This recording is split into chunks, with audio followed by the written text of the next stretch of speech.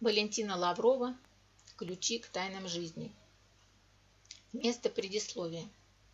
Материалом для написания этой книги послужили мои контакты с потусторонним миром, то бишь параллельным. Вот уже несколько лет я на подключке. Не знаю, за какие заслуги выбрана, за какие отличия награждена, за какие приметы выделена, но хорошо осознаю всю ту ответственность и необычное повеление, чтобы говорить с этой трибуны. Мне предложили, и я согласилась. Затем вменили в обязанность, я осилила. Потом увлекли, и я преуспела. Появилось желание писать, вытряхнуть на поверхность тайны мироздания, приоткрыть прошлое, настоящее, будущее. И когда все уже было готово, от Всевышнего последовал приказ переписать заново, используя библейское начало. Я стала читать Библию. И что выяснилось? Весь материал, который я заполучила в результате контактов с обитателями потустороннего мира, оказался ее расшифровкой. Вот так появилась эта книга. По великой воле, на библейской основе, с необычным замыслом, в непростое время. Я контактер, и такова моя миссия. Что имея, доложу, горько станет, не обессудьте. Что же делать? Одних книга порадует, и они воспрянут духом, будут награждены за долгие годы страданий и сумятиц.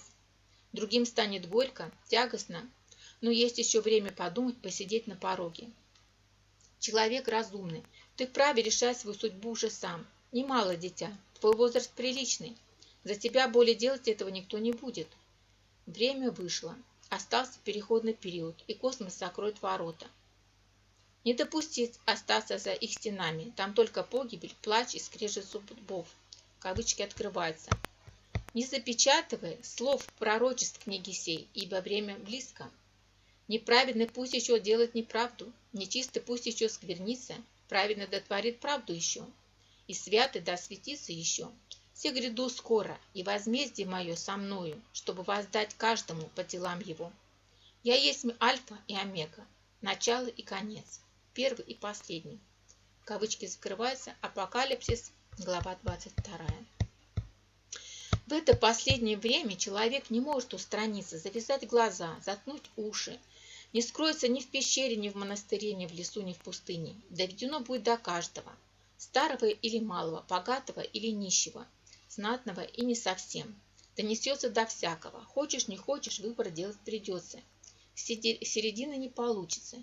И критерием послужат не слова, а дела и поступь. Обещаниями, молитвами не откупишься. В 2000 году завершается эпоха разумения. Грядет новая, сильная, которая подобьет под свое подножие любое нечестие. Повалит и рассыплет в прах все мешающее и стоящее на пороге. Свой великий путь, свое летоисчисление начинает эпоха бессмертия. Древо добра и зла уступит место под солнцем другому, более могущественному, более сильному и плодоносному дереву жизни. Кому повезет, тот будет жить при коммунизме, ибо это дерево единое. Плоды его достанутся лишь тем, кто записан или будет занесен позднее в великую книгу жизни, в красивом бархатном переплете с золотом оформленную и имеющую единственного владельца – владыку земли.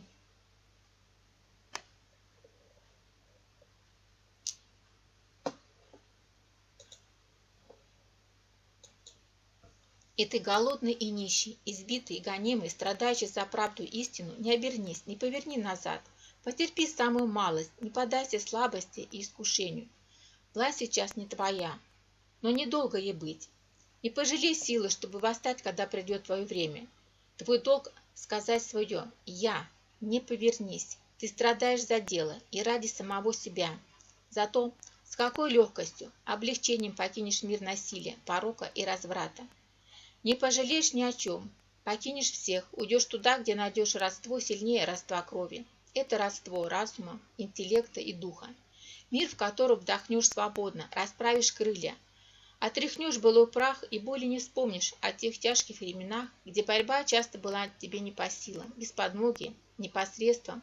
Не твоя вина, если ты не всегда одолевал. Силы добра и зла не равны. Последний сильнее, если бы время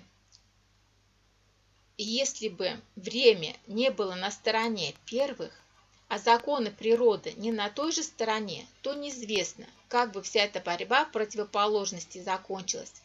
Потому-то Творца перехитрить невозможно. Его сторонники неумолимы, напоказ не работают, а если бьют, устоять невозможно. Поэтому ты и побеждаешь, что никогда не воевал в одиночку. Не знал ты, что у тебя за спиной скрыто и незримо.